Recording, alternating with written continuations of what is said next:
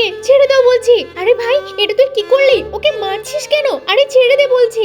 এ বাবা তুই ওকে জানে মেরে ফেললি। বোনও চুরি করেছিল। আরে চুরি করেছে বলে ওকে জানে মেরে ফেলবি? তোর তো জেল হয়ে যাবে। তাড়াতাড়ি লাশটাকে লুকিয়ে ফেল, নয়তো আমি তোর সাথে ফেসে যাব।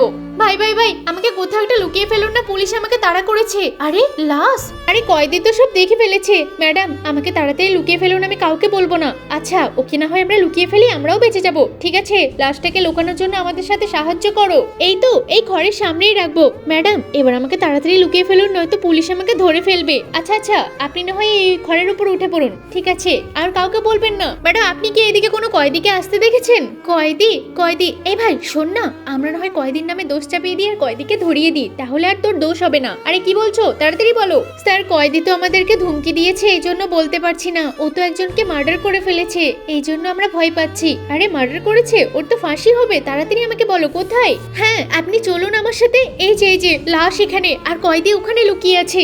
এই তোর এত বড় সাহস, আবারও ফোন করেছিস? তোর তো জেল হবে রে সারা জীবন। আমাদের প্ল্যানটা তাহলে কাজে লেগেছে।